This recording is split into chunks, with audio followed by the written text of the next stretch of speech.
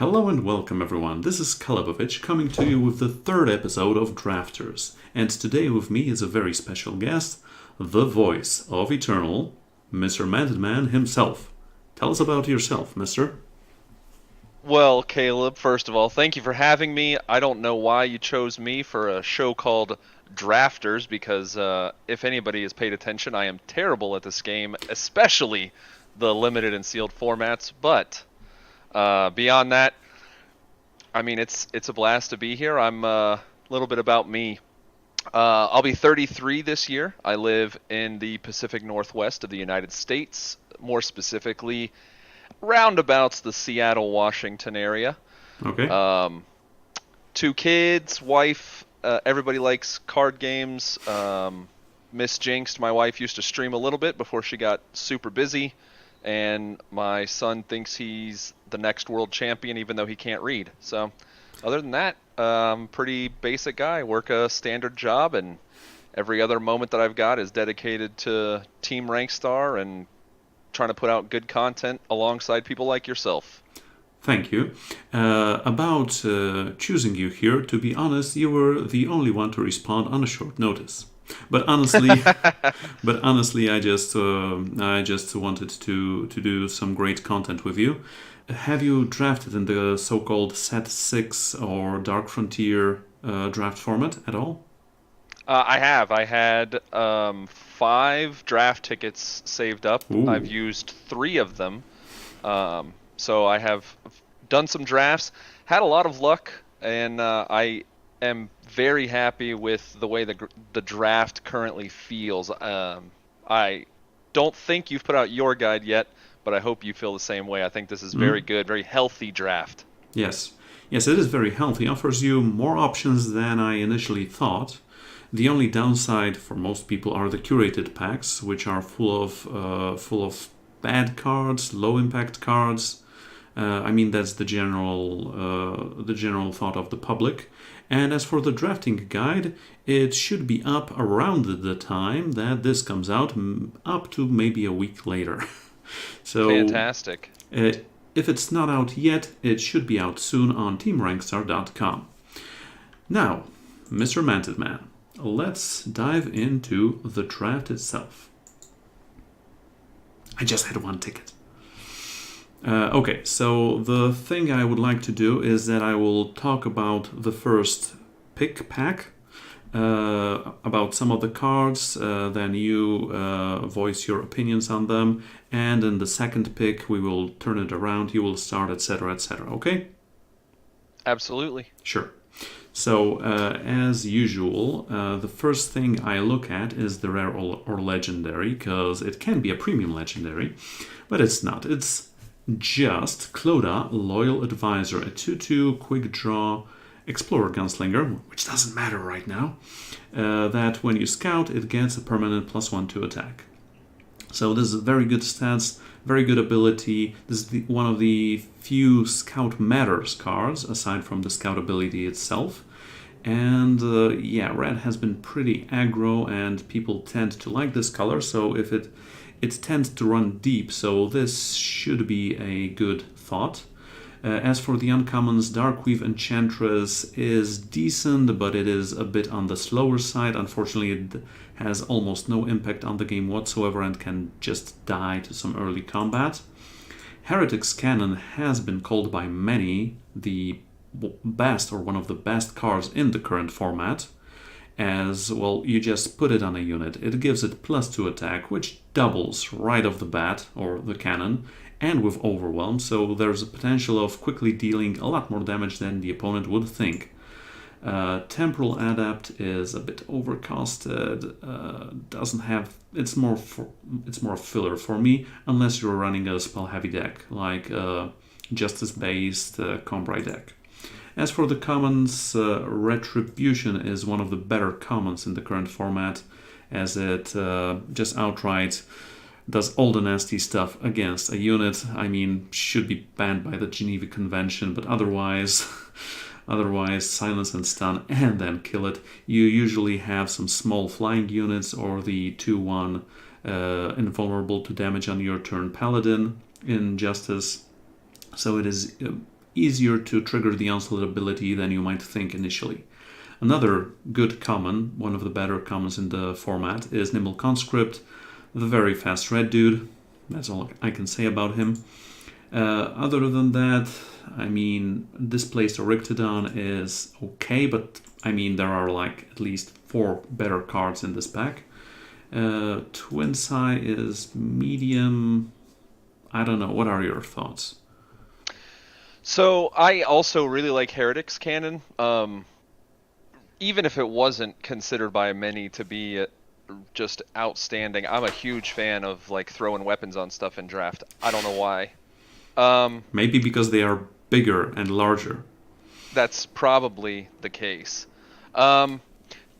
Temporal Adept would be like better if it was later, probably. I mean, in my opinion, I try and read I do read all of your draft articles, and I have been learning a lot. If this wasn't pack 1, pick 1, I might be able to think a little bit better. I like Clauda, the Loyal Advisor, and I think that's probably the way to go because there's a lot of ways to trigger that scout, and there is that common Quill Slinger, the fire that's like an 0/4 that gets +3 every time you scout. Needle Spitter. Not permanent. Oh, Yes. That's right, Needle Spitter. Sorry. So I would say Clauda's probably the way to start. If not, it would be, for me personally, the Displaced Oryctodon, because I tend, if I'm not grabbing weapons right out of the gate, I lean heavily towards Zenin right now in draft, and I don't know why. Maybe because Twist heavy, and Twist is a very interesting mechanic. Probably. Probably. That's probably the exact reason.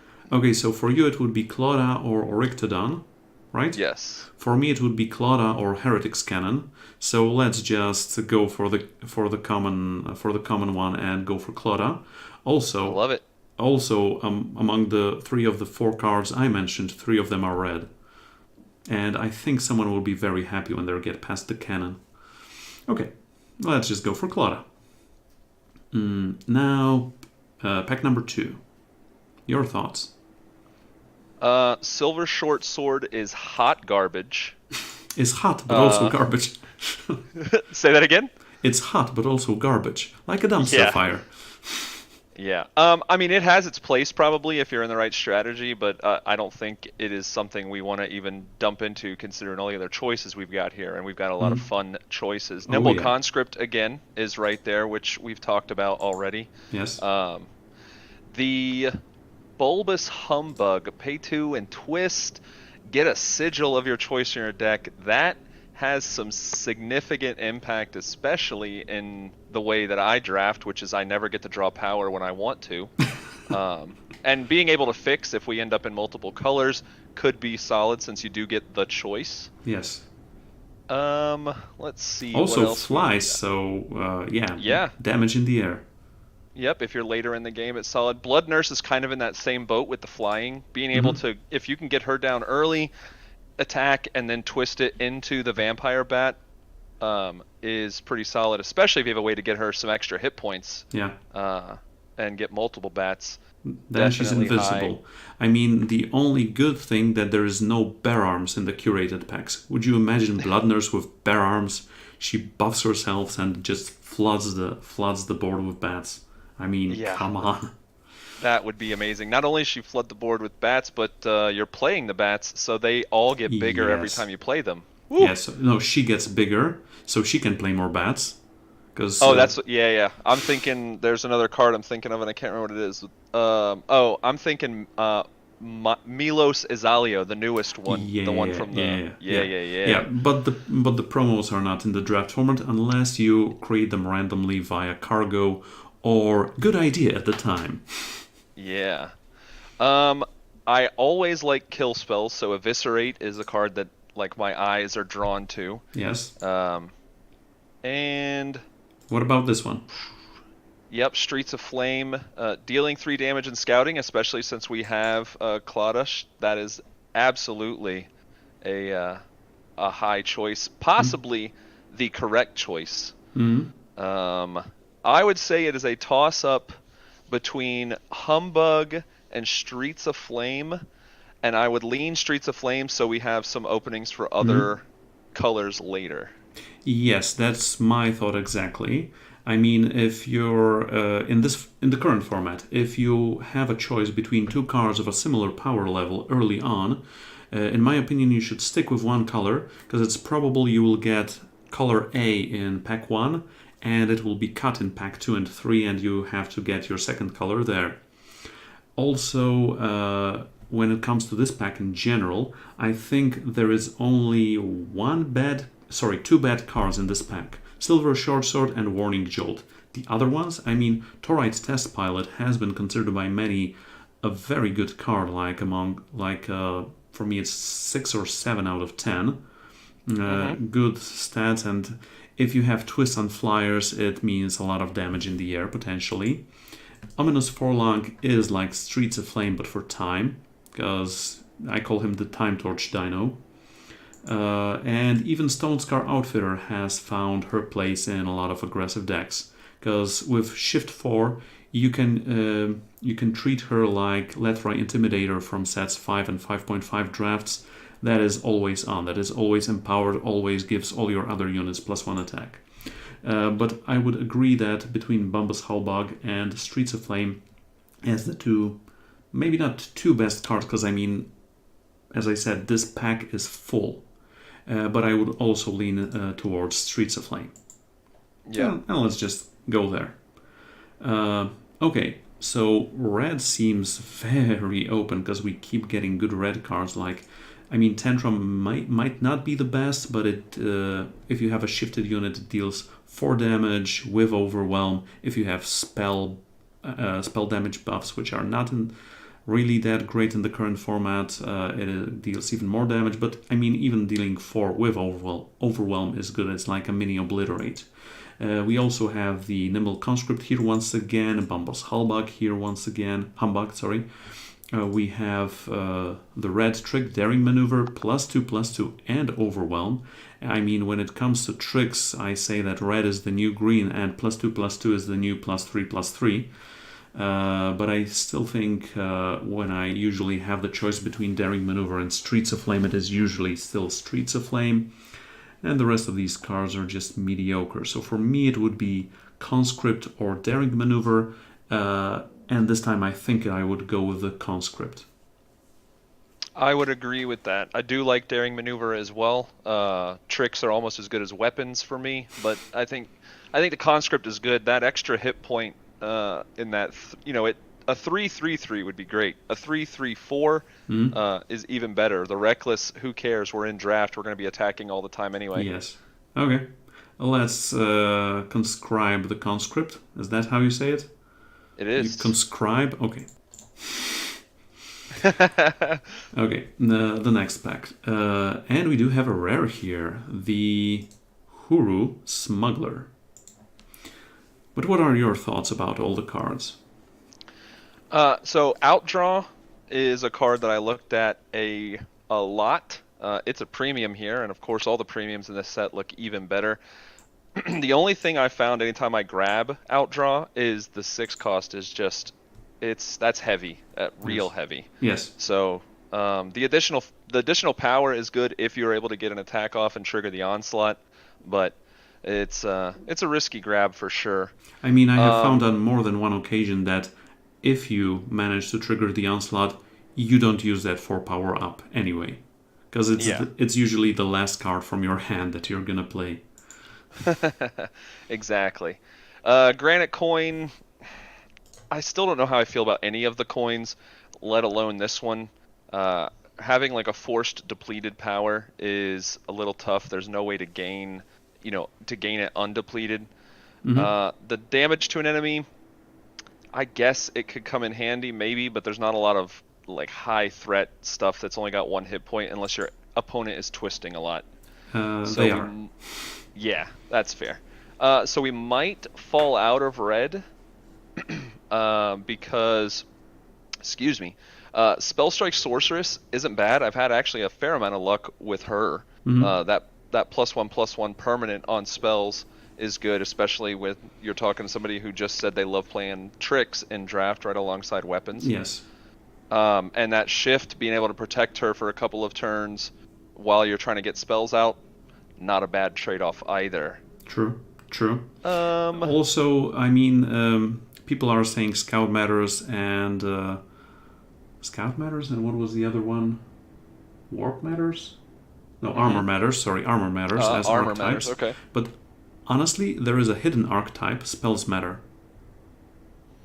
Oh yeah, I've played plenty of drafts where I only have a couple of units, and there's just a lot of spells to protect them or punish my opponent, and it works out pretty well. Yes, that you have touched on another thing I have found in the current draft format. There are not a lot of good units you are able to pick, and you usually have like between 14 and 16, which is lower than in the previous formats. So that also means that picking units is of higher value. Okay, anything else in the pack? I mean, Angry Prophet's okay, but it's not at the point where we would probably choose to pick her. And then the Flash Grenade is, I mean, it can be fun, but it's better to buff your units rather than nerf your opponents, I guess. Yeah, flash grenades are always fun.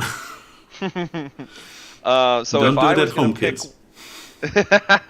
if I was gonna pick one, I would probably grab the Spell Strike Sorceress here And go into Rakano. and toy around with the idea of Rakano. Yeah. Okay, that's a decent choice. I want to talk about smugglers first in general, because I mean, all the smugglers in this set are good, but if I open any of them, I'm not picking them from my first pick. Sorry. Mainly because it's one of the very few cards in the current draft format that are more than one color, and you don't want to commit to two colors right off the bat. This is a good segue for what I want to say next, as my pick would be Granite Coin, mainly because we're staying on color. As for the general coin stuff, coinage, currency issues, another witty retort about coins and money. Two things. One, for coins in general, there are just 4 coins, as the shadow one is very poor. The other ones are very good, usually. Some of them, as I have talked with other drafters, are even splashable as off-color. For example, in a Xenon deck, you can include some granite coins that are just like colorless spells that deal 1 damage on onslaught and give you a 1 max power. You can treat them like that, not as a power, but as a spell, kind of, sort of. But they don't trigger Spells Matters. Also, dealing 1 damage to an enemy is more valuable than you might think, because if the opponent is playing red, you are very limited to how you can block, especially if the opponent didn't play a power before the attack, because they can just finish your unit off. Do you block... if the opponent attacks with a 2/2 early in the game in red, and you have your Devotee of the Sand, your time 1/3 plus 1 max power out, do you block and prevent 2 damage? But you also have the fear of, okay, so the opponent granite coins and kills it for free. So granite coin for me has been better than the green one or the blue one. So that's number 1. So it's my favorite coin, honestly. On the other hand, it keeps us still in just fire. But another thing, I want to explore the Spell Matters strategy, so I'm going to go with your advice, sir, and go for Spell Strike Sorceress. Okay? Look at that. Sounds good. Okay. And I think we could say that our colors, because we already have 2, are quite open.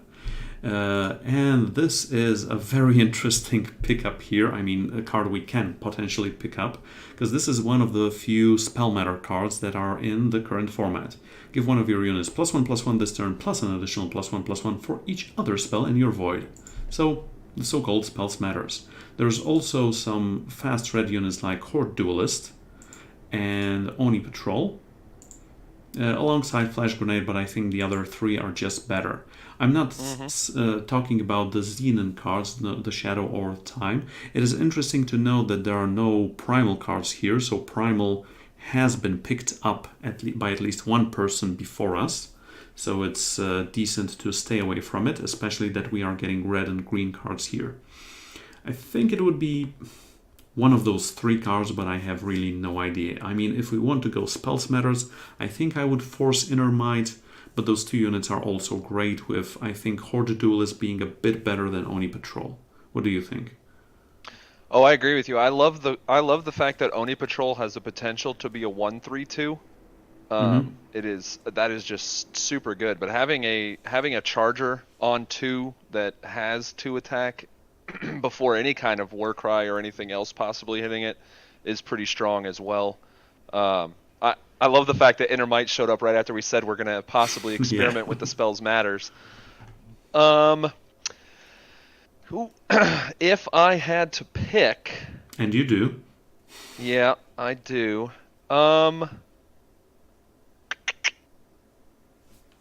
We don't have any 1-drops yet. I like Oni Patrol. Yes, but Oni Patrol as a 1-drop is always a 2/1. I mean, we do have a hidden 1-drop here in Nimble Conscript, but it can't attack on turn 2. Yeah.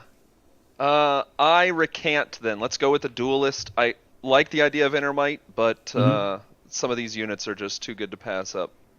Okay, but there's another fact that I would like to throw out here. It is possible. Horde Duelist is a common, Inner Might is an uncommon. It is more possible and probable for us to get more Horde Duelists later on than Inner Mights, and there are a lot of good 2-drops in both Fire and Justice. That is true. Would this change your pick? So, it was something that I had considered as well. The only thing that gives me pause is we don't know what the other people in the other direction, are picking. And if we stumble into somebody later who is in, on our last pack that is in Fire, we could miss out on Duelists. I mean, Pack 4 is fed to us by the same person that gives us Pack 1, so all the Dark Frontier cards come from the same person. Oh. And all the curated cards come from the same person. People, even. Considering that, for some reason I thought it was flipped. I thought it was first and third and then second and fourth, but based on that logic, then I would actually change my pick to Inner Might. Okay, that's very interesting. Okay, so let's explore this. The only downside is that it is double justice, but as we will probably end up in just 2 colors, shouldn't be a problem really. Yeah, Rakano is coming through. Oh my goodness, which one would you get? Well, we do have cards that Scout matters for. We have cards that Spells matter for. So Bren's Scrying, which is normally a card I would never look at, actually gets a little bit of a consideration here. Yes. Because of those 2 factors. Outside of that, though, it's a dead card, and it doesn't do a ton, obviously, but having it show up on the top of your deck when you have a power open, you aren't punished for it because you can warp it relatively easily. Also, spells matters, so for Spell Strike Sorceress, for Inner Might. Exactly. Nimble Conscript, obviously a card that we've talked about a little bit before, and it is solid. And then there's another Spell Strike Sorceress for the tactic that we are going for. So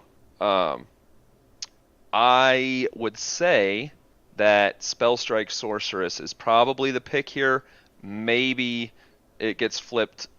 Maybe you go with Bren's Scrying, but I think Spell Strike Sorceress, and it locks us into that kind of Spells Matter feeling, and it makes some of our later choices easier. Honestly, for me, it would be Nimble Conscript here.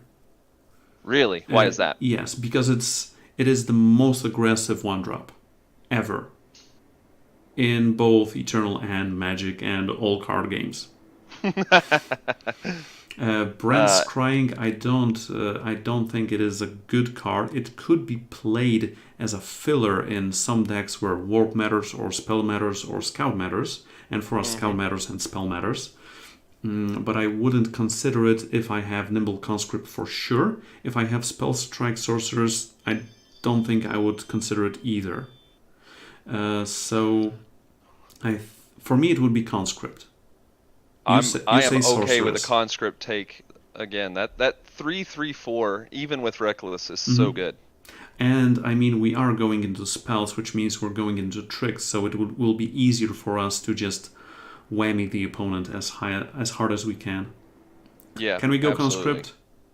We should. We should. Okay. Oh my goodness, some more good cards coming our way. This time Argentport. And I mean, I will not speak about the shadow cards. I am calling this the rambling contraption of the current set. And by rambling contraption, I mean a card that I don't consider to be in the pack at all. I mean, 3 cost, 2/2 ambush. So it's understated as Ebony Dune Smuggler is, but that one at least has an ability. This one, when it blocks, you get dealt 2 damage. Why not the opponent? That's question 1. Question 2, why does it cost 3 and not, for example, 2 or 1? I will never know.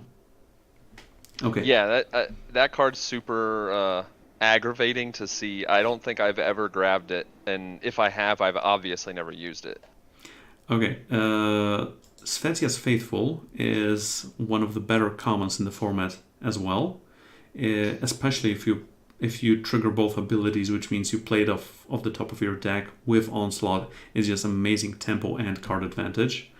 Emerald Coin is also considered one of the better coins. You just make your unit bigger, unfortunately after the attack, but still having the Nimble Conscript to be a 4/5 is just bonkers.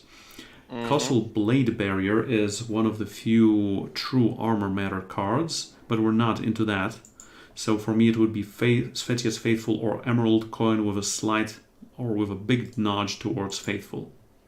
I was going to say, I like both Svetia's Faithful and Emerald Coin, and I also am leaning just slightly to that Svetia's Faithful. A 2/3/3 is not bad by any means. And again, it's got that warp, so if it's on the top of your deck and you are trying to dig, you can get rid of it onto the field and expand your hand size a little bit. Say no more. We pick it. Oh my goodness. Now, what are the odds of that? There's only 2 cards to pick from, and we've talked about both of them. Yes, I mean, I think it's the 5th or 6th Nimble Conscript we are able to get. I mean, oh my goodness. So this is where they all have been from all my previous drafts. How many Nimble Conscripts are too many Nimble Conscripts? I mean, Man and Mouse described a game to me yesterday where the opponent played a Conscript on turn 1, shifted. On turn 2, he shifted a Nimble Conscript and shifted another Nimble Conscript. And on turn 3, oh look, I play a 4th one without shift. And the game was over. Yeah, that's not a game you come back from very easily. So do we just go for the max or do we go for Horde Duelist? I think we just stick with the conscripts, guaranteeing that we're going to be able to almost guaranteeing that we're going to be able to shift one on one. Why would you ever go against that? Yeah, and we have a nimble army of nimble conscripts. Yeah. Okay. Now there are some blue cards, and there is Twin Sai. I mean, we're going for Twin Sai. I'm not sure we will be playing it as it is kind of expensive, but if you are able to warp it, oh my goodness, it's also so much value. Have you been able to play with this card? I have actually picked up Twin Sai a couple times just in, essentially in this scenario where there's only a couple of cards left and it's the only card of my colors. And I've even played it, and I have won a singular game because of being able to warp in a Twin Sai after emptying my hand. Okay, sounds interesting. Heist! There's also Colossal Curator. I mean, this one can't attack unless you have played a spell this turn. But this is... At least it's a blocker for opposing conscripts. I mean, it could be playable if your spells matter. but I think it would be better in Hur with like Trailblazes, the spells with scrying that just replace themselves. Is Heist playable at all? I think it's a better brand scrying in the same scenario where spells matter, where you just have a 44 card deck if you warp it on turn 1. And the funny thing is, for these warp 1 cost cards, you only don't want them in your opening hand, honestly. Because even on turn 1 you just play green, warp it. And that's it. So between these two, I have no idea, honestly. Between these two, I don't think we will end up playing either of them. Sure. Coastal Curator, it feels so bad to like have Coastal Curator down in a game where the next attack is going to matter, and then not having a spell in your hand so you can use them. So just to avoid the feels bad, I would grab Heist. Okay, let's grab it. Also, better artwork. That's right. Also, it is beautiful artwork. Also in this set, much more beautiful artwork than in the previous ones. I'm not talking about Winnow, I'm talking about Heist. I guess we're just picking the card in our colors. I mean, the only argument would be, do you want a couple extra Shiftstone by taking Vizier's Tablet? There's another consideration. I am playing a Severin Vizier's Tablet OTK deck, and I only have 2 tablets. And I don't want to craft them because I'm drafting a lot, and I will open them sooner or later. But other than that, by the time this video gets published, I think I will have 4, so a bit of time travel, I'll just take Guns Blazing. Yeah, I mean, we could end up in it. It is a spell that could help us down the road as well if we need filler, so might as well stay the safe route. Hey, look at that. Oh my goodness, now getting this card, pick 12, means we are in the right color combination for sure. Okay, to sum up the first pack, we have very good units. I mean, literally one of the better rares here in Clodagh. Very good. Spells Matter, which is very good.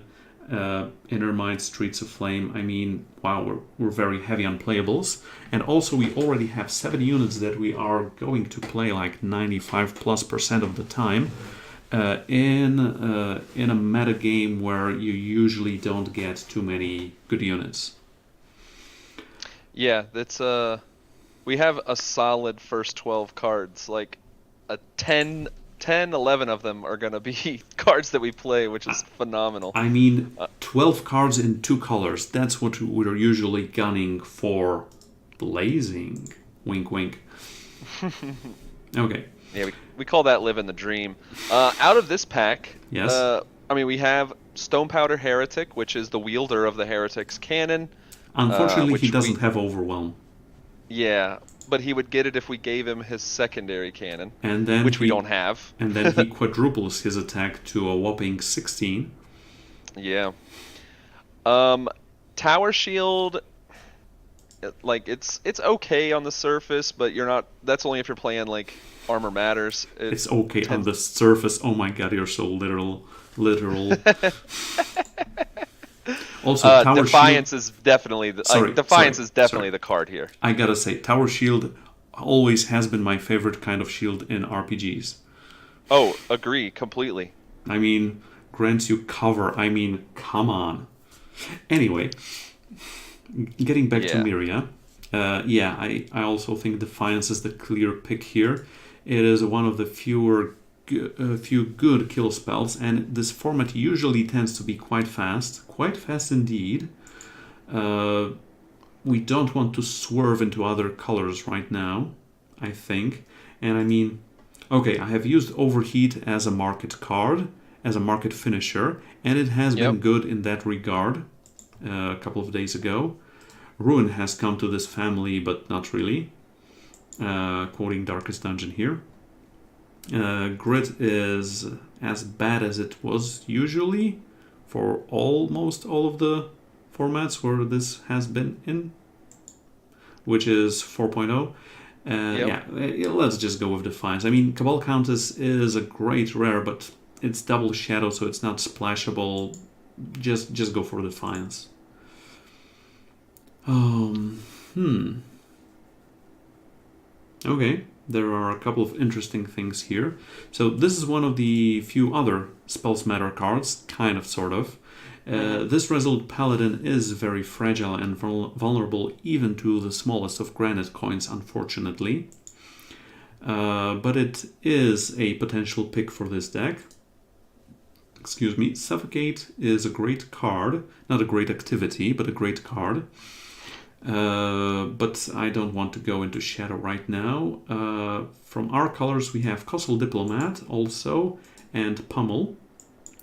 I have been called the Spitfire Man by many because I was a very good advocate of this card in 5.0 aka Defiance drafts. I didn't think it was great, I just thought it was underplayed by many people because you can activate it by more than once. But in the current format, it is just this card is just what is depicted here. It is just dumpster fire. Like literally, it's dumpster fire. And also Light 'em Up, aka Light Butt, which is not really playable. So Pummel, Diplomat, Resolute Paladin, what do you think? So I honestly didn't notice the Coastal Diplomat when we were first looking at the pack, and I was almost immediately set on Pummel. But Yes. Silence is a fantastic. Silencing units is a fantastic thing to do. Not having to actually do anything to silence a unit and getting a body behind it tends to be pretty strong. The only issue with her is she is very light on the stats, but it still means that somebody has to target her. So I would probably go Coastal Diplomat, just in case we get run up on by somebody with, I don't know, Heretics or Nimble Conscript. Or not Nimble Conscript, we don't want to take the Reckless away, but like Heretics, somebody else having a Clauda or something else. There's so many units that have impact. Being able to shut them down would be a good thing. Yes. I would more likely go for the Pummel, because this is one of the cards that can help us to get Nimble Conscripts through. Yeah. I mean, if Coastal Diplomat helps would our be... scout and spells. Yes. So that's a trifecta. That's how we call it? Yep. Okay. So for me it would be trifecta over Diplomat. I mean, I didn't like Diplomat in the previous formats. 5.0 and 5.5. And Pummel, I mean, there are a lot of fast spells in the current format, much more so, I think, than in the previous one. And tricks are more likely in red than in green. In green you have like sharpened reflexes, you have your high alert, but red is the true color with Pummel and daring maneuver. I mean, the +2/+2 and overwhelm, the one we passed in pack 1. Right. Could you agree on Pummel over Diplomat? Yeah, I absolutely could agree on Pummel. Okay. I think I want to go with this one here. Because it can replace like Guns Blazing or stuff like that. Oh my goodness.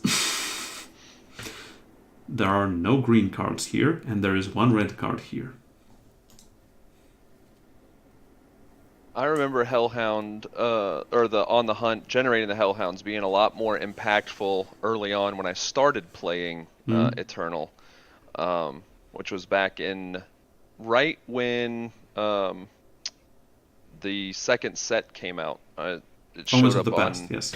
Yeah, Omens of the Past. It showed up in my iOS queue, and I picked it up on a whim and haven't stopped playing since. But I used to grab On the Hunt anytime I saw it. It was like pack one, pick one for me. Getting the 4/4 charger is solid. I mean, we don't really even have any other options outside of maybe Days, but... Yes. It's good you mentioned it. It is always a choice because it's colorless. Yeah, colorless, it's fast, it stuns enemies, and stunning is almost as good as killing in some scenarios. Yes. And, like, if Direfang Spider could fly, maybe I would look at it closer since we're not in Shadow. What? You want spiders to be flying? My wife would retribution you if she heard that. Man, I'm stumped on this pack. There's essentially nothing. Like, I guess it's between Days and On the Hunt for me, but neither feel great. You're the master here. Help me out. I mean, would we ever, have you ever,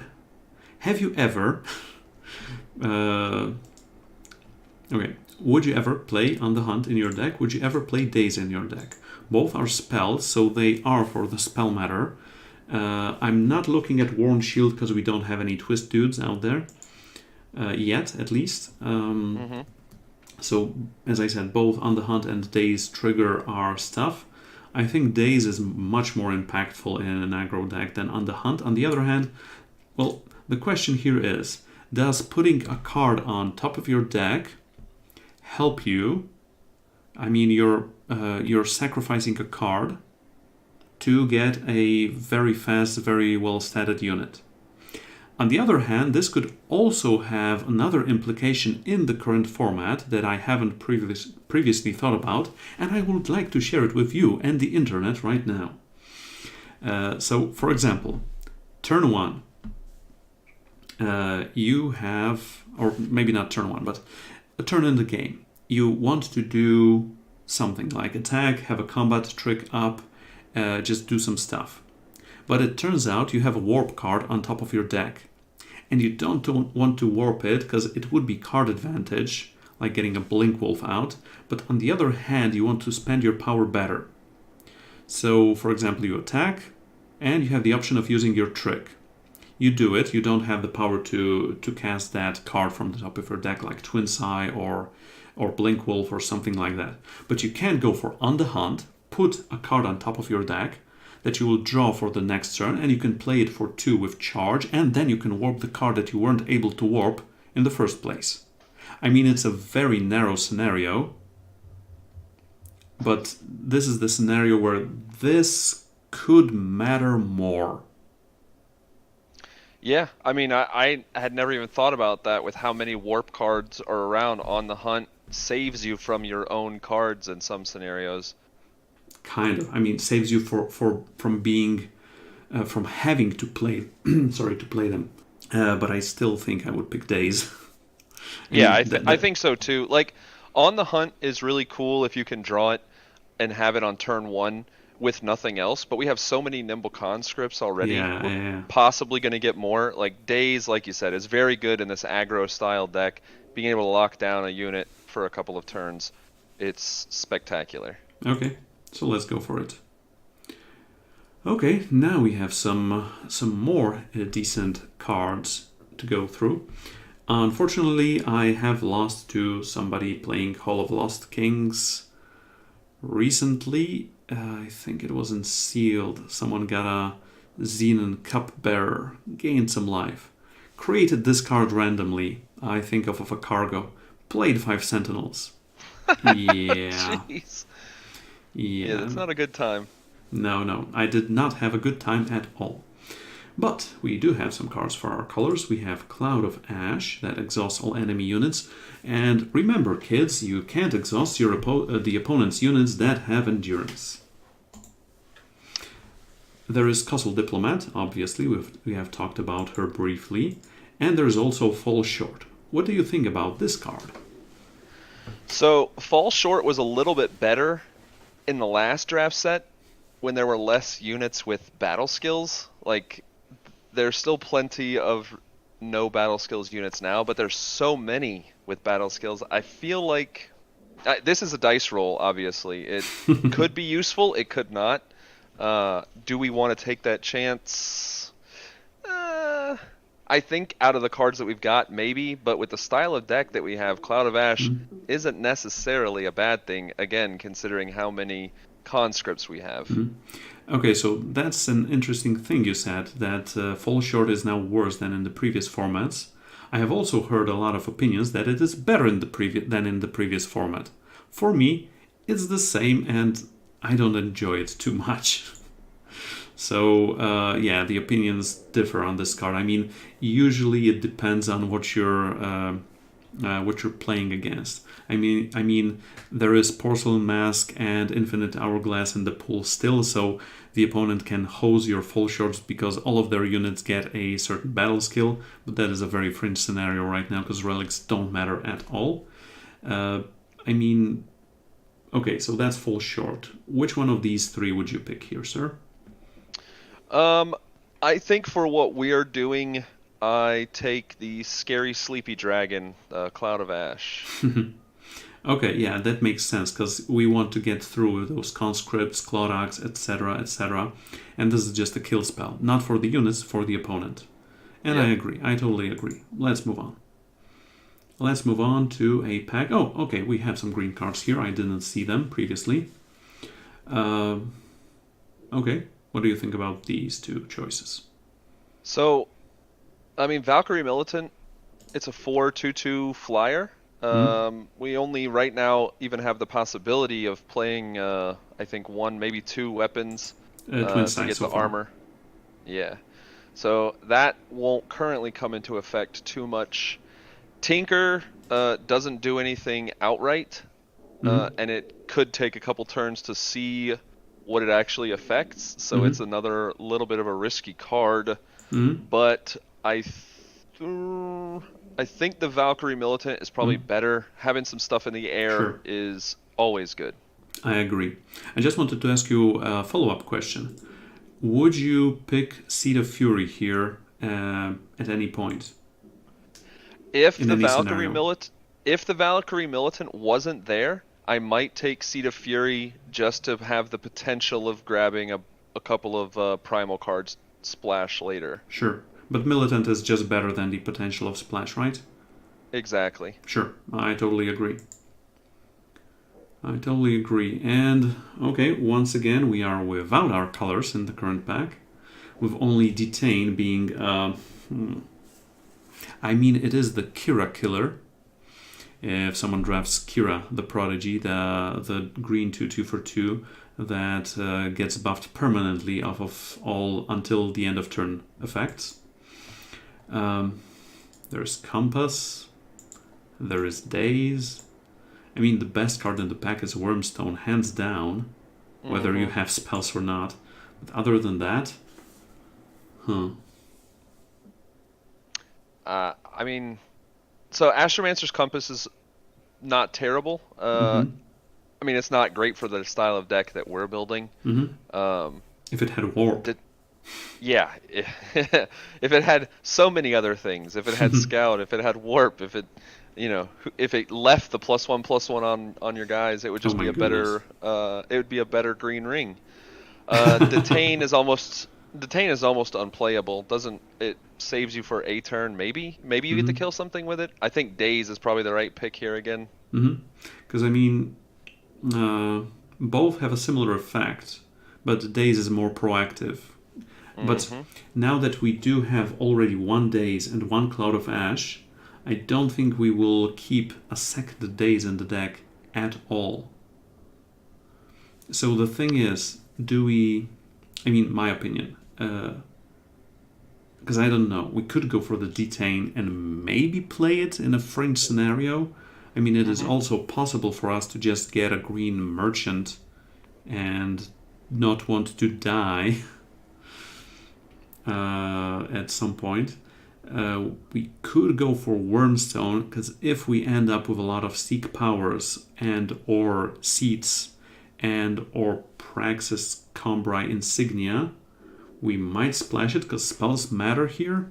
I mean, is it a splashable card? I think it is a splashable card, even in a fast deck like this. If Yeah, you I if would you say have it is. the support for this, so in situations such as this, I tend to go for the card that I am most probable to play and would have the highest impact, not for the one that is probably gonna end up being cut like days. So honestly, I'm thinking Wormstone over here to the rest of the pool and just thinking about that, yes, we have one time card that we might splash later on. Okay? I'll take it. There's not much better in there, so Wormstone, like you said, is a phenomenal card. Okay. Oh, we have some phenomenal Rakano cards in here as well. Maybe. Yep, maybe. I mean, spells do matter for Staff of the Archmagister, but if it was a relic weapon, it would be much better. I think it would also be playable in Constructed.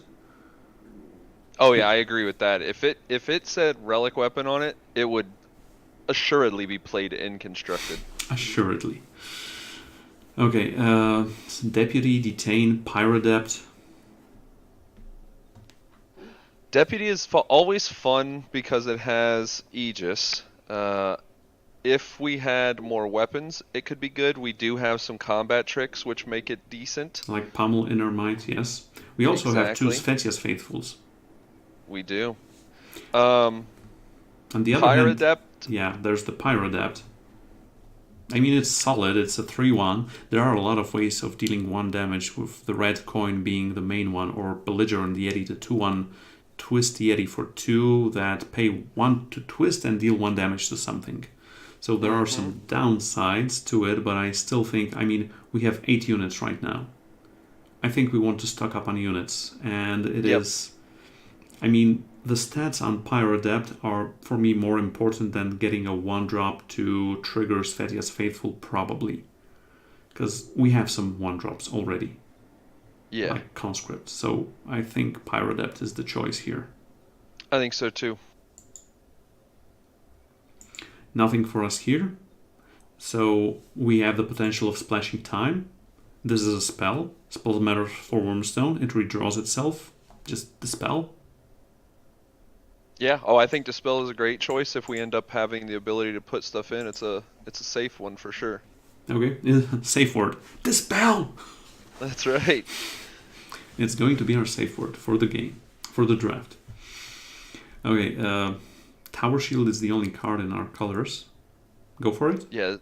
This is a nearly blank pack. Tower Shield is just as good as anything else here, and it's in our colors. So. Okay. Oh my goodness. Nothing.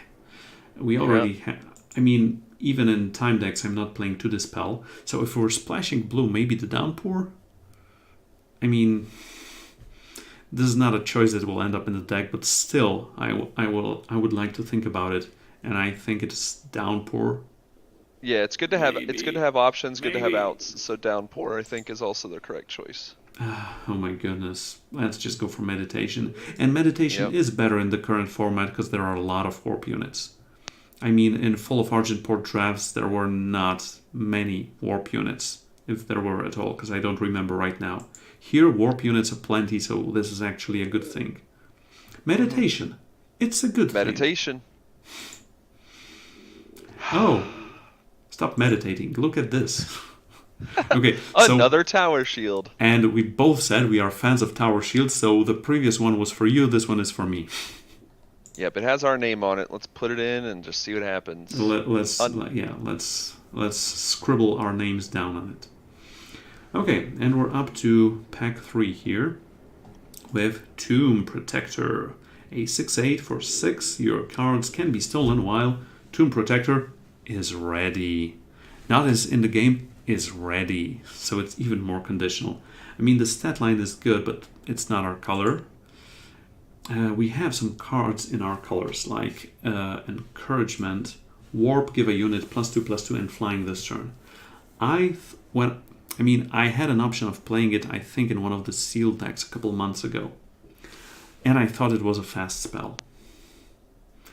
I don't like it right now. I actually also thought it was a fast spell until you blew it up on the screen. See? Okay. So he's encouraging these ones to look like the Valkyrie is there on top, but it's a slim chance that they will get to be Valkyries. Feed the Flames. It's a spell that discards something and creates you 2 Flame Fangs with Reckless, but you need double fire to play this. So you won't be able to play this on 1 and both of the Flame Fangs on turn 2, unfortunately. There is a Gun Down, decent removal, just deal 5 to an enemy unit without quick draw. There have been some bugs with it. I saw that Jonah Vale was getting gunned down after he saved his unit. I mean, the opponent was playing Gun Down on one of his units. Jonah played something to give his unit quick draw, and the game said, okay, so we will just gun down your face and kill you. Oh my gosh! And there is a clip of that somewhere, I think. So yeah, I hope they fixed it by now. Coastal Diplomat, we've talked about her. We haven't picked her up. Maybe she should get the hint by now. And or she's telling us to get the hint. I mean, also if Overheat was a fast spell, it would be playable right now. For me, it's just a market card for a finisher to play on a flyer, and that's it. Thoughts? I really like Gun Down. Like that 5 damage is a really solid sweet spot, and it's the only one that's gonna have a ton of impact based on kind of the stuff that we're doing. Yes, I agree. So I would say Say Gun no Down. more. Say no more, or say Gun Down. Let's go for it. Okay, on first look, there are no cards for us here, but there are. I mean, someone took a common. We don't know which color. Okay, so let's start analyzing them. Hidden Shift? I've never played it. I don't think I've even picked it unless it was like a last pick somewhere. So. Okay, enough said. Soaring Guard. Kind of the same boat. I've grabbed it a couple times, I think, in the past, just when I've been in a Flyers archetype and been in the colors, but it's not a card that I think is relevant to us necessarily. I mean, Soaring Guard is one of the examples of card aging good in card games, or having better impact in other formats, because in the previous drafts formats, probably yes. But right now, flying means Onslaught matters. It's easy to trigger Onslaught when you have a flyer. Sure. And armor matters in this format more than in previous ones, because there is an armor matters archetype, in theory. So in theory. So yes, in theory. I haven't been able to play it yet. Maybe I will be able to play it by the time this video comes out. So yes, I mean, this card matters more in the current format than in the previous formats. And Spire Spellsword is the same, because now spells matter. Right. I mean, this right now I think is a bit better than the red one with Renown was in the previous draft format.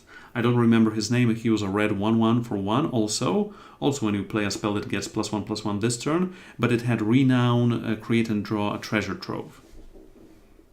It was a red Explorer Rogue, I think, or something like that. That's the Softfoot Burglar, the only card that generates, one of the few cards that has the treasure trove tag on it. Part of that little storyline set. Mini storyline side quest set. Yeah. Okay, I think between these, I would think between Spellsword and Soaring Guard, both having the same option of just triggering Svethia's Faithful. But which one should it be? Should it be Spellsword or should it be Soaring Guard? I think between those two, Soaring Guard, strictly because of the additional hit points, it has a chance of living to be able to attack a little bit more than the Spellsword does. Okay, I agree. Let's go with that. And we finally get some decent cards from the curated packs. Because if I go through this, we got Gun Down, Cloud of Ash, Pummel, Defiance. Okay, Defiance was great, but the rest is just poor. And now we have some choices as well. Pyrodept I don't think will be the choice because we are already full of 2-drops, or kind of full of 2-drops. Copperhole Recruit is a good defensive card. I mean, defensive card.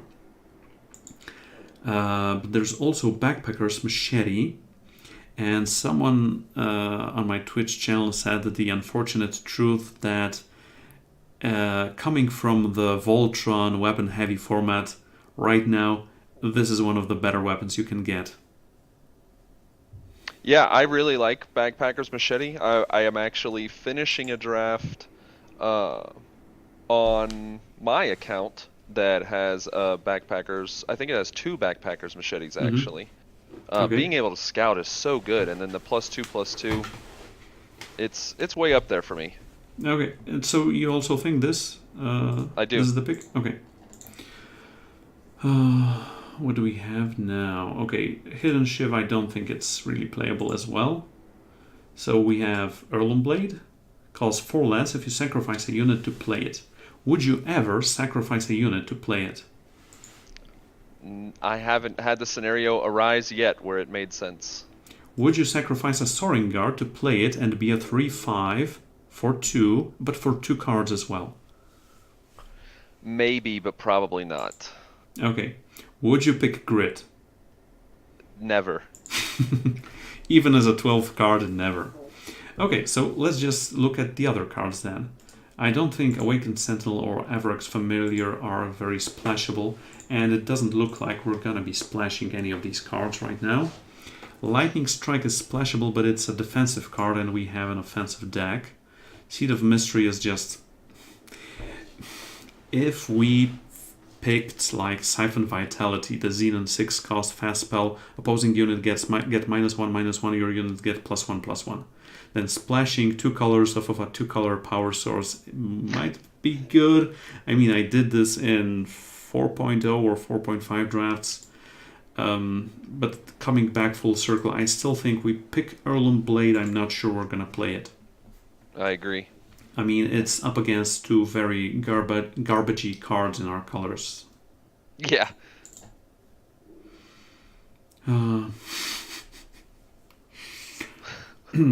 Well, would you ever play 2 Cloud of Ash?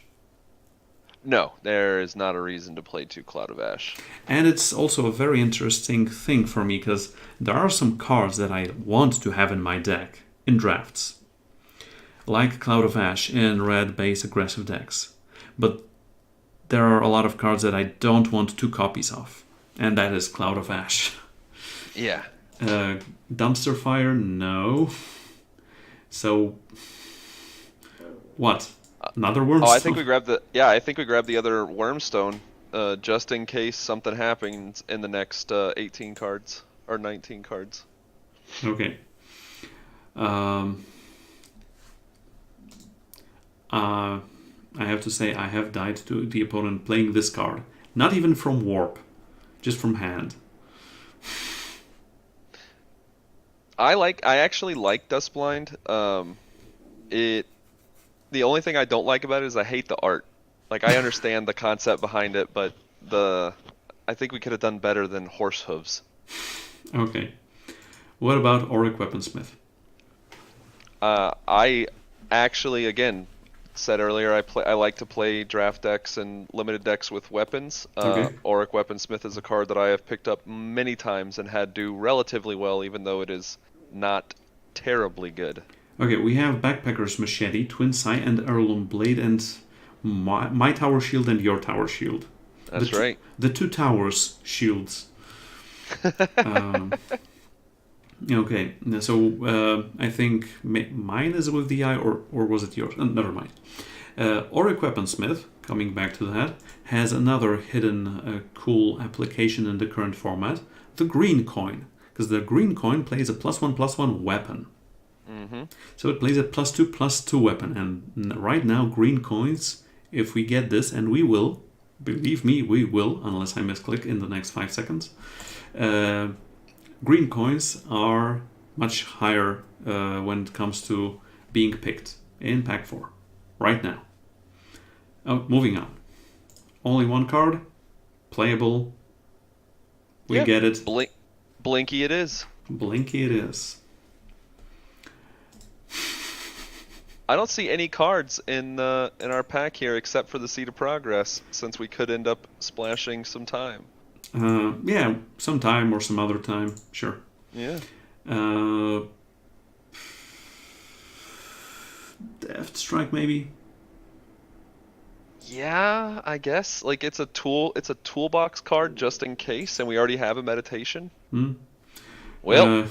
Welp. Okay, I will randomly pick Advanced Scout.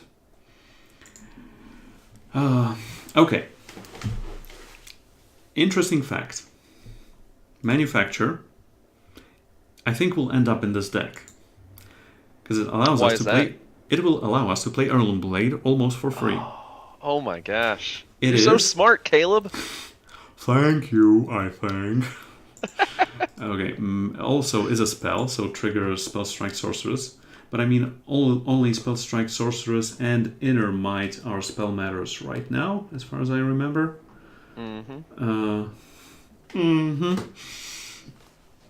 Okay, so I think Manufacture it is. It might even end up in the deck, and it is unit number 13.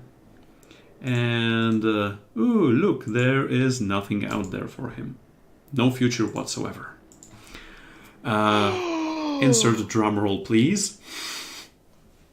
We have the emerald coin, but we also have a plate maker. But we also have Bulbous Humbug, and it's shiny. Okay. He looks really good in shiny, actually. The wings are very opalescent. That's the word of the day, boys and girls. Opalescent.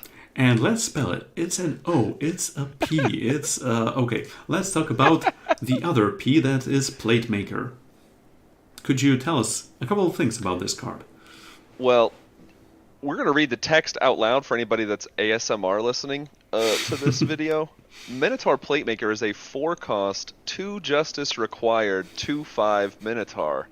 His text says double damage. Pay 2 and twist the Minotaur Plate Maker to play a +2/+2 weapon on one of your other units that isn't wielding a weapon. So there's a lot of stuff. Goodness. And there's so much Minotaur. stuff going on here. Yeah. So this is actually essentially a 4/4/5, which is already solid. Yes. If you throw weapons on it, it gets even better. Yes. The pay 2 and twist is also good because twist normally is +1 -1. In this case, it's essentially +2 -1. Yes, it is. And being able to put weapons on your other units is fantastic. The only downside to Plate Maker is he is very magnanimous, and he will not take the weapons for himself because of that little word other in there. Second word of the day, magnanimous. That's right. Oh my goodness, yes. Learn new English words with Mantid Man and Calebovitsch. Just call me Caleb, okay? Also, Valkyrie Militant. When you play a weapon, gain 2 armor. Auric Weaponsmith. Yeah. Actually, these big black glasses. Well, actually, these weapons are +3/+3. That's right. Can we pick 2 cards from this pack? Can we have Emerald Coin and Minotaur Plate Maker? If we could pick 2 cards, I would pick Minotaur Plate Maker twice. Yeah. I love it. I mean, we're both obviously sold on the Minotaur Plate Maker. If you haven't noticed, to not take anything else. If you haven't noticed, we're just picking it. We're just so very happy. We're doing the happy dance. That's right. Now, let's not throw a tantrum yet. There is Steadfast Paladin in this pack as well. It is very good for triggering all your onslaught, but it dies to coins, as all the 1 toughness guys do. And we're also quite heavy on the 2s. We gotta also remember that we're very light on units. We have 13 units that top out at 4 cost, with also a manufacturer being unit number 14, but it is possible to get at least 2 more units in the next couple of picks. So the rare here is Vara's Sanctum also. While you have exactly 1 unit, it has +3 attack, deadly, and lifesteal. I think it's overcosted and not really playable. Yep. So let's just skip it. As I said, Tantrum is okay, but it's not a unit. Steadfast Paladin is a unit in a slot that is quite heavily contested. There's Retribution, a very good overkill spell. It's not a kill spell. I mean, you silence it, you stun it, then you kill it. It says, then kill it. So it's the overkill spell. Yep. And there's also the overstated 1/3 for 1 Cleric. Yeah, for me it would be Retribution, just hands down. Yeah, for sure. Retribution is super cool because it doesn't show to your enemy as a combat trick, but it might as well be a combat trick. Mm-hmm. It's that fun to play with. Also, it's a cornerstone of many intrigues and many TV shows. Retribution. There you go. So yeah, I agree with the Retribution pick. Okie doke. Some interesting cards we haven't seen yet. Reweave, it's a 2-cost spell with a single justice requirement. Sacrifice a unit to play a unit from your deck with the same cost or less and shift it.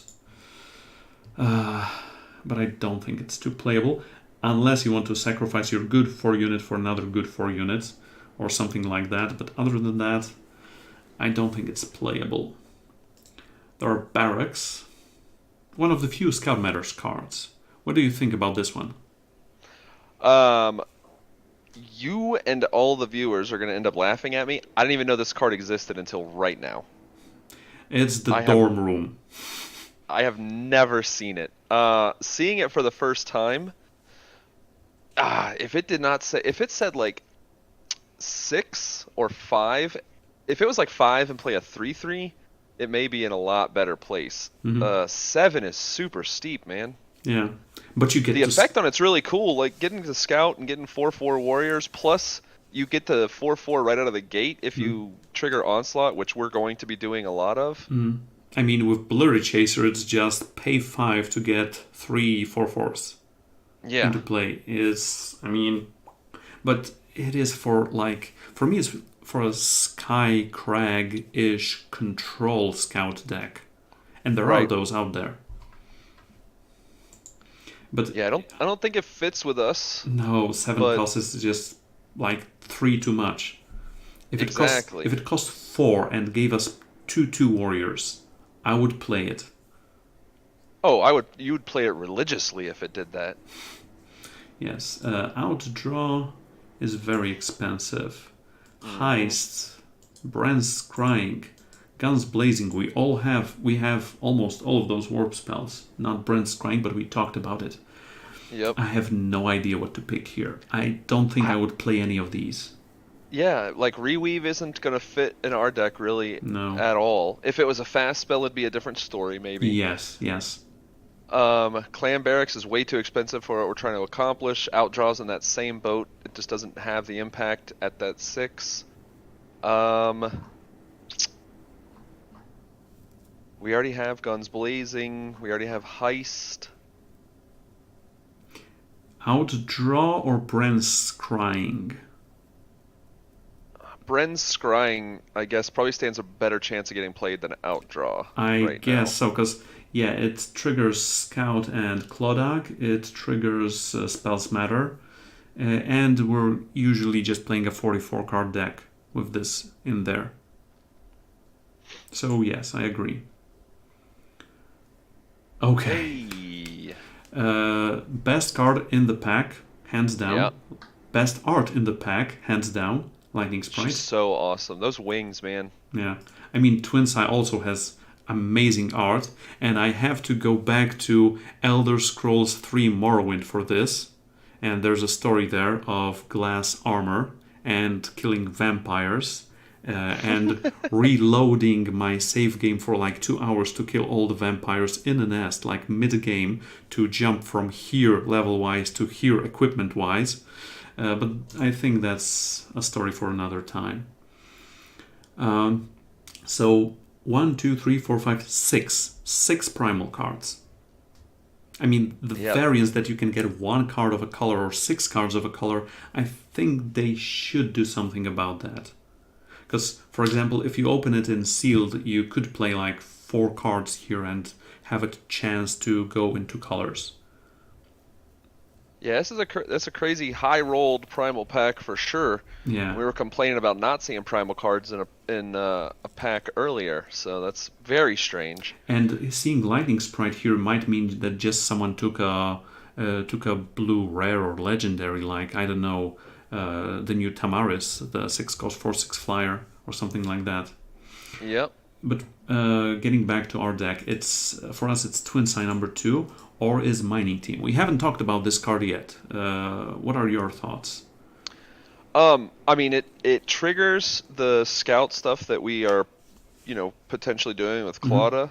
It has the shift ability to essentially get a scout for 2 rather than 4. But it's a 4 cost like 2/2 body. It doesn't really have any other impact. And the only other upside to it is, that warp, being able to pull it off the top of the deck if we have some extra power. I mean, it's not terrible, but is it better than Twinside? Okay. Twinside number 2. And this number 1. Okay. So let me ask you a related question. If this card said 2 cost, 1 red requirement, 2/2, Warp, Summon Scout. Would you play it? If it's at 2 costs, do that? Yes, I probably would. But it is a 2 cost. Yeah, with shift, you're right. It just sits for a couple turns. I mean, I have thought about it as a 4 cost card for the longest of times, and by that I mean a week or so. But then I played the second episode of Drafters with Gibbon++, and then the light shined upon me. I don't know if it was the torch or the headlamp of the Grenadine, but when I started treating this card as a 2 cost Warp Scout 2/2, it is oh so much better, and believe me, we're picking this over Twinsai. You'll thank me later. I will. Did you notice as well that Grenadine in there, and we have another one to look at in this pack, he looks so much more advanced than most of the other Grenadine. Like, no rust on him like all the other ones. Yeah, bright right. LED, like headlamp, like you said. Okay. Upgrades. Upgrade. Okay, we have some real picks here to get. There's Inner Might that we already have. There's Ruins Guide that we're going to talk about in a moment. There's another mining team. There is another Svetia's Faithful. So let's get to Ruins Guide. It's a 2 cost 2/2 with a single red requirement. When one of your units emerges, which means comes from shift land to Myria land, Ruins Guide gets plus attack and health this turn, equal to that unit's attack and health. So, for example, if you shift Nimble Conscript on 1, play Ruins Guide on 2, then the Ruins Guide can attack as a 5/6 when Nimble Conscript emerges. Did you have any... did you play with this card so far? Oh, I have. I have played multiple forges. I always grind through the forge really quick. So I played multiple forges with Ruins Guide, 1 draft with Ruins Guide, and I was actually playing around with a friend of mine's deck concept that actually run Ruins Guide as well. Okay. It's a lot of fun to play with. Okay. What would you pick from these 4 cards? Because this is an important choice. But before that, I think we have to look at our deck so far. What are we missing? Because when it comes to units, we have 14 and the manufacturer, with a lot 2 drops, some 3 drops, some 4 drops. So we're between 2 and 4, but actually we also have those 1 cost shift on Nimble Conscript. We have a couple of attachments, a couple of weapons. We have a ton of spells, with Cloud of Ash being the finisher. I don't think we will be playing this or some of the other ones. We have Gundown Cloud of Ash, not Clown of Ash, Cloud of Ash.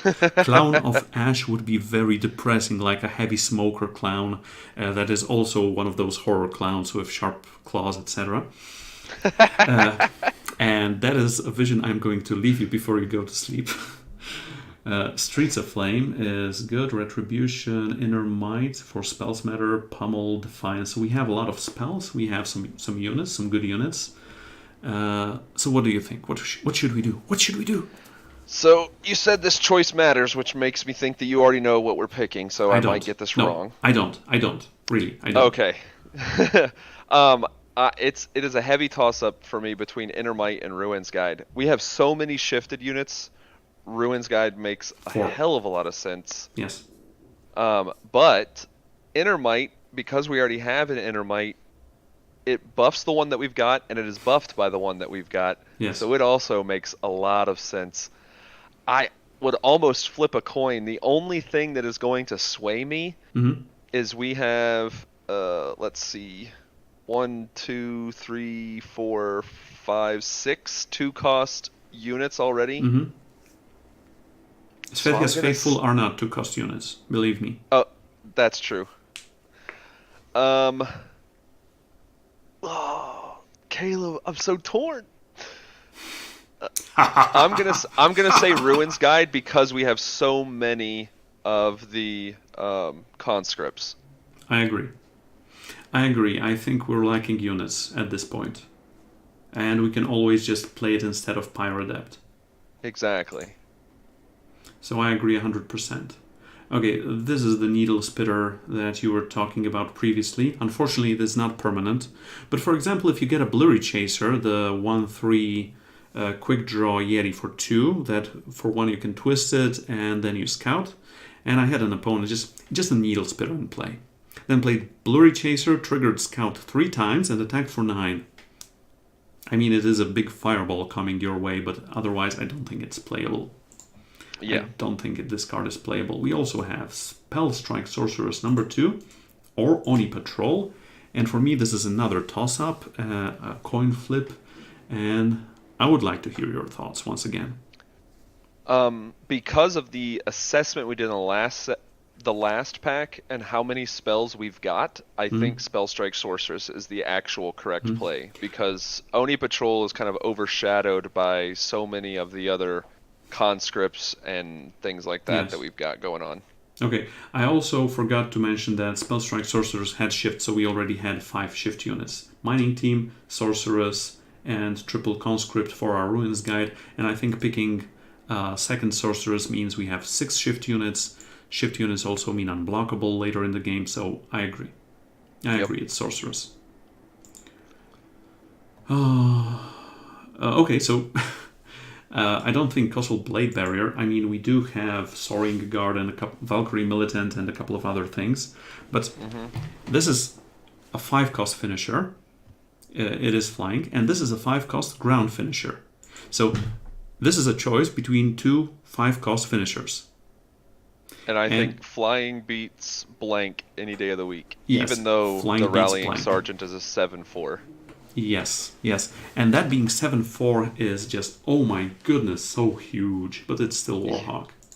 And we are up to 17 units and manufacture now, and I'm very happy with that. Okay, this is also a difficult choice. Oh my goodness, I mean, this is why I think the curated packs are just so underwhelming, because in curated packs we had a choice between a bad card and a worse card in the color that we were not drafting. Right now, it's pick 8, and we have 3 cards to choose from. I mean, we did scout our first pack, and we knew that Rakano was going through, so it was possible for us to get as many. But I mean, the choices here are really awesome. We haven't seen any 2 of these 3 yet. This artwork on Stronghold Vandal is just so amazing. She vandals 2 things at one time. Yeah. I mean, who on Myria keeps their water in a container such as this? This is just foolishness. This is just foolishness. I think it's a giant mana potion. It's way too bright to be water. Who needs that much mana? Also, there's power, not mana. Oh yeah, I know. It's a power potion. Power potion, yeah, that's a good point. She's in some kind of workshop. You see what she's smashing there. This is some scientist that left his doors open, and she's taking advantage of it. Okay. I mean, there are not a lot of kill an enemy attachment effects. It's a 2-cost 3/1. It's a clear upgrade for Pyrodept, because it's Pyrodept with a cooler artwork and an ability. Unless it's Pyrodept here. No, I don't think. I mean, Pyrodept would just shoot fire, not smash. Right. There's also High Alert here, a fast spell with Warp. Ready one of your units, it gets +3/+3 and Endurance this turn. I have been a great fan of this card in the current format as well. And Blade Barrier, as we said, we don't have that many armor effects. So here's a question, and it's only because I'm not up to date on my comprehensive rules. If you use High Alert as a combat trick, it readies at the end of your turn with Endurance, not at the beginning of your opponent's turn, correct? As far as I remember, yes. Yeah, I thought so too. Okay. Indeed. I like Stronghold Vandal because it is a unit. When we need it, like you said, it replaces Pyrodept, and then if we need to be able to kill an attachment, having that option is good. Also shifts. Yeah, and it shifts, which is something that's also good. High Alert, though, helps for spells matter, has that warp again, so we can have it on top of the deck and scare our opponent a little bit more. And the effect on it's pretty strong. I mean, usually when I have High Alert on the top of my deck and I have 4 power open to play it, I just ace base. If the opponent blocks, we use it. If the opponent doesn't block and attack us back, we use it. So it's usually an easy turn for me. So if I just ace base in the middle of the game, it's usually high alert. Yeah, I think the safer choice is probably Stronghold Vandal, which makes me want to say let's take high alert because it could have a better payoff. No, for me it's high alert much higher than Vandal. Yeah. Because it's like high alert, so it's higher, you know. Sorry, it's so early for me, it's so late for you. It's not that late for me. I mean, it's almost 11 on the west coast of the United States. It's but almost 8 a.m. here in Poland. Yeah. We got Retribution again. Oni Patrol, which and Svetia's Faithful. Yeah. Oh my goodness. We have 2 Svetia's Faithful already and 1 Retribution. Do we have 1 or 2 Yes. Retributions right now? We have 1 Retribution, sir. I think we just make it 2 Retributions. Yes, I agree. 2 Retributions is killing even more, and I think Brand Scrying and Heist and Daze can already get out of here. Yep. So this would mean spell number 10. Spell number 10 and 2 or 3 weapons and some units. Yeah, I think we could go there. Ooh. Hello. Tauride Test Pilot. Easy choice. Easy choice. Just wanted to ask you a question about this Fledgling Owlet. What do you think about this one? I think it has its uses. I think it would be better if it had ambush probably instead of warp, but Really? I've been caught off guard by Fledgling Owlet before, and it's not been fun. For a 1/1, it's done a lot more than it should. I mean, for me, these cheap warp cards are usually filler, but I tend to like to play them. The only downside is sometimes when you play them, it kind of draws you a card. On the other hand, you can't play something better from your hand. So it's slower for you, but more advantages for you. I mean, I tend to play it sometimes, but it also tends to get the cut. And just wanted your opinion on this card, but yeah, we're obviously taking Test Pilot, and it's Easy Warfront Missionary that will, I think, it will even maybe end up in this deck. We'll see in a moment. And Twin Psi number 2, so it's quadruple Psi now. If you take one, take the second one, put them back to back, so you have quadruple Psi, and you just, I don't know, twist it? No, that's the other mechanic, never mind. Yeah. Let me just take a look and put all the cards into the pool, into the deck right now. All the green or all the red, all the rage, all the days. The question is, do we go for Wormstones? I don't think we do. I mean, we have 39 cards here. It's not necessary for us to overextend our power base with no fixing whatsoever to go there. So I think it's a negatory on the Wormstones, etc. I mean, if we didn't get good cards, or if we got some fixing later on, Wormstones were an option. Okay, so let's build the deck right now. We have 39 cards. At this moment, I usually want to think about my power base. Whether it's, I mean, for me, the base is the good old 40%, which is 18 power, which means 27 other cards. In this aggro deck, would you go lower than 18 just because you have a low curve? I mean, we're not playing Tower Shields, and we are topping off at 5 for Roasting Warhog, Gun Down, maybe Twin Psi, and Heirloom Blade can be cast for 2. There are no power sinks in this format. We have 1-drops, we have 2-drops, and a lot of them. We have warp spells, which mean warp spells and scout, which means that technically our deck is slimmer than 45 cards. So would you go lower, and how low would you go if so?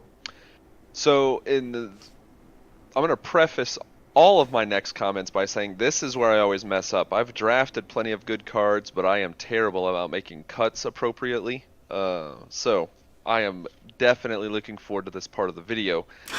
That being said, I do understand the stuff that you have said there, only because you've talked about it in some of your other drafting with the stars articles.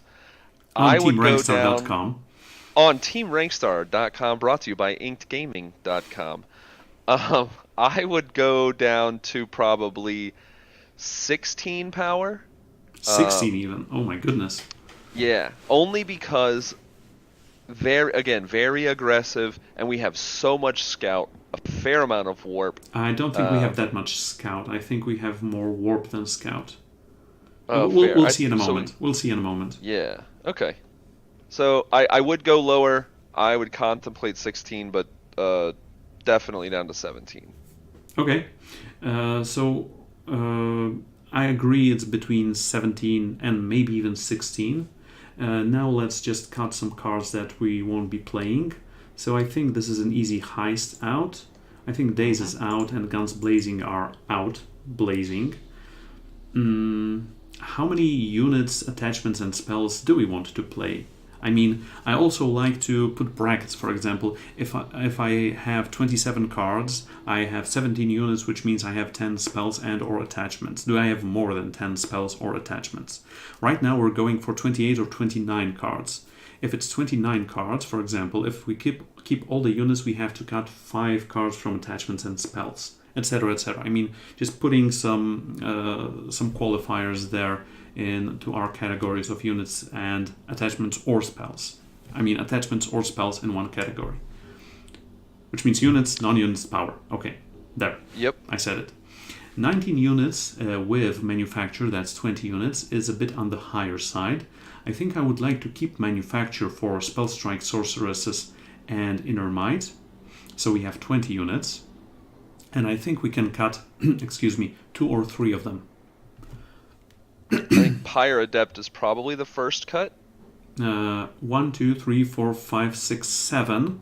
But honestly, Svetia's Faithful not really playable on turn 2. And I agree, Pyre Adept is one of the cuts here. We can shift Spell Strike Sorceresses on turn 2 as well. And Mining Team on turn 2 as well. So this curve is much lower than this one would suggest. Than this graph would suggest. Yes. Okay, we are down to 33 cards. What do you think about Warfront Missionary? Do we keep it because we have two Svetia's Faithful or no? I think not, only because our opening hand, if we have a Nimble Conscript and a Warfront Missionary, we're just going to shift the conscript, right? Obviously. Like if we have the option of both power. So I think Warfront Missionary just goes away. Okay, that's good. So we're down to 32.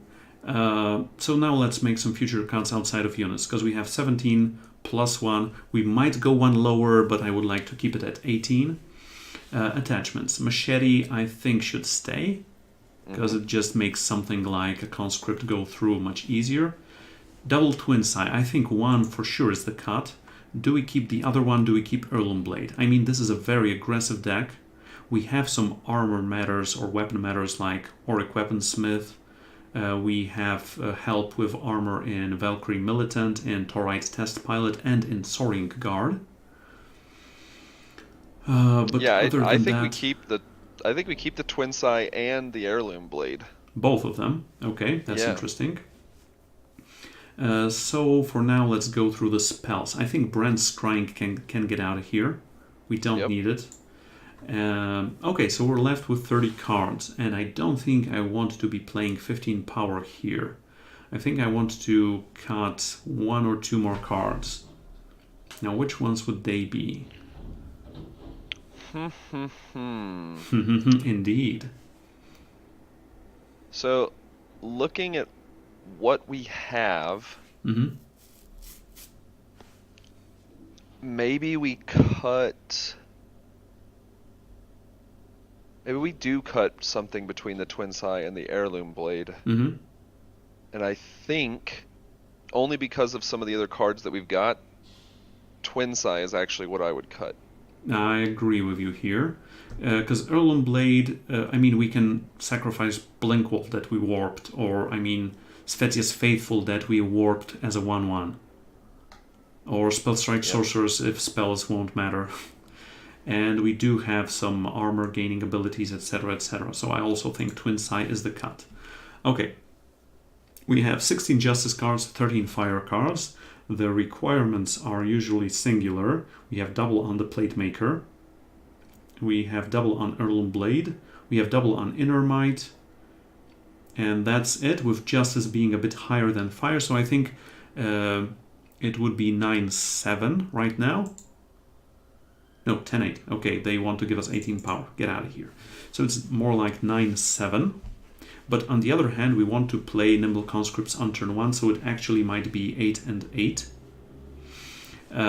The question now is, do we cut an additional card to go up to 17 power, or do we abuse the redraw mechanic in the game that we always redraw to between 2 and 4 power? I think we do the latter. I think we play aggressively and a little bit abusively. Okay, let's play abusively. So, is it the final cut? Or do you go 8-8 on the power? No, I think we need to be 9-7. We have what, 3 or 4 Justice cards that are double requirement. Yes, and but we're playing a pretty low to the ground deck. So yeah, but Nimble Conscripts on turn 1. Ah, that's so true. I mean, yeah, we have more Justice than Fire. We have a couple double Justice, but we need Fire on 1. And we need Fire on 2 with Mining Team and these, because from Justice on 2 we play Soaring Guard or Spellstrike Sorcerers, and that's it. So that is true. Given I the think fact, 8-8. I think after that logic, 8-8 is where we want to be. Yeah. I mean, Heirloom Blade is later in the game, Plate Maker is later in the game, Inner Might for sure is later in the game. So we don't need that. I mean, we don't have 2-cost Justice cards. Right. Okay, last question. What are your predictions for this run? So my predictions for this run are we are absolutely going to try and be the beatdown every time. We're going to get our 7 wins. I'm just trying to decide if we're going to have a loss or not in there. So you're this optimistic. Okay. Yeah, I'm very I really like this deck. I mean, even though the graph is a little bit deceiving, it is still a very nice curve. Graph is very deceiving. All our 3 drops are shift. Yep. So I mean, this is much lower and these are much higher. Yeah. I still really like the way our deck looks. It's got like everything that you kind of want to see. The only thing we didn't get that we promised the viewers was an emerald coin, but I think we more than made up for that in the Plate Maker. So yes. Yeah, I foresee a 7 win. I'm gonna say 1 loss to somebody who has a bunch of flyers that are just faster than our guys for some reason. Faster than the test pilot. Yeah. Okay. Okay, let's hope for 7 wins then.